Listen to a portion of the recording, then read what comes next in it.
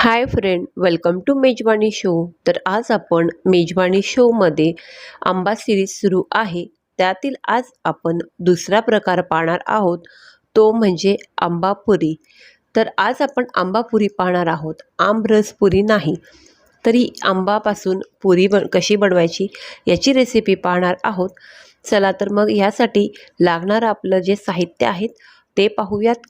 तर सर्वात आधी इथे मी आमरस घेतलेला आहे. यामध्ये साखर किंवा दूध घातलेलं नाही, पाणी नाही आहे, तर फक्त आंबा रस आहे. रेग्युलर गव्हाचं पीठ आहे. 2 मोठे चमचे रवा, मीठ आणि साजूक तूप घेतलेलं आहे. चला रेसिपीला सुरुवात करूयात. तर एक कढाई घेतलेली आहे. यामध्ये गव्हाचं पीठ टाकून घेणार आहोत. या ठिकाणी आता सध्या 1 वाटी गव्हाचं पीठ घेतलेलं आहे. यामध्ये 2 मोठे चमचे रवा घातला आहे. चिमूटभर मीठ घालून घेतलेलं आहे आणि हे आपल्याला आता व्यवस्थित मिक्स करून घ्यायचं आहे. तर आधी आपण सुरुवातीला जे कोरडे इन्ग्रेडियंट आहे ते आपल्याला व्यवस्थित मिक्स करून घ्यायचं आहे.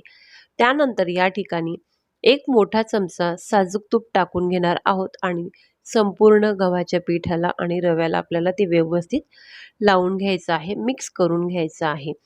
तर छान असं साजूक तूप आपण पूर्ण गव्हाच्या पिठाला लावून घेतल्यानंतर यामध्ये आपण तयार करून घेतलेला आमरस टाकून घेणार आहोत. तर यामध्ये मी अजिबात पाणी, दूध, साखर घातलेली नाही.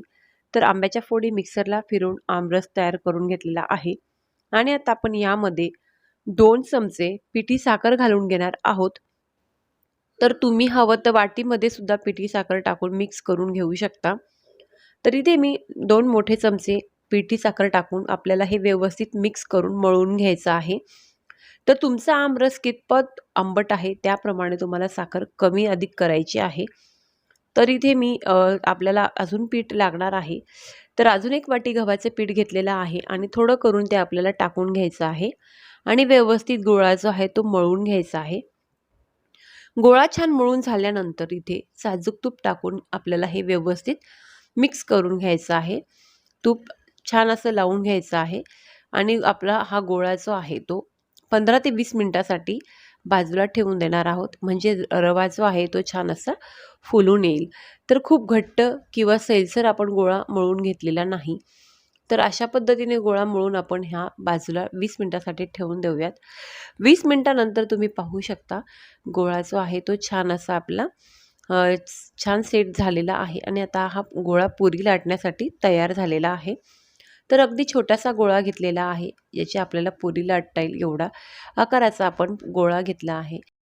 पोळपाट घेतलेला आहे आणि पोळपाटाला आपण तूप लावून घेणार आहोत. तर तुम्ही त्या ठिकाणी तुपाची गरज असेल तर लावू शकतात, नाही लावलं तरी चालणार आहे. पण अजिबात कोरडं पीठ गव्हाचं वापरायचं नाही. तूप लावून आपल्याला छान अशा या ठिकाणी पुरी जी आहे लाटून घ्यायची आहे. तर मी या ठिकाणी 4 पुऱ्या तयार करून घेतलेल्या आहे, लाटून घेतलेल्या आहेत. आता आपण या ठिकाणी कढाईमध्ये तेल घेतलं आहे आणि तेल गरम करून घ्यायचं आहे. छोटासा एक गोळा टाकून छान असा तो वरती येत आला की आपलं तेल व्यवस्थित गरम झालं आहे असं समजायचं. आणि नंतर आता आपण यामध्ये पुरी लाटून घेतलेली टाकून घ्यायची आहे आणि छान असं झाऱ्याने त्यावर तेल टाकून हलका प्रेस करून पुरी छान अशी फुगवून घ्यायची आहे. तर तुम्ही इथे पाहू शकता आपली पुरी छान अशी टम्म फुगलेली आहे. छान अशा आपल्या या ठिकाणी पुऱ्या ज्या आहे अशाच पद्धतीने टम्म फुगून तयार करून घेऊयात. तर ह्या ठिकाणी संपूर्ण पुऱ्या ज्या आहेत मी अशाच लाटून तळून घेतलेल्या आहेत. तर तुम्ही इथे पाहू शकता आपली आमरस पुरी खूप छान अशी इथे तयार झालेली आहे. तर आपण रसापासून छान अशी पुरी बनवलेली आहे. तर तुम्ही ही बरोबर किंवा दुधासोबत खाऊ शकता. रेसिपी आवडली तर लाईक करा. भेटूयात नवीन रेसिपीसोबत. तोपर्यंत बाय बाय.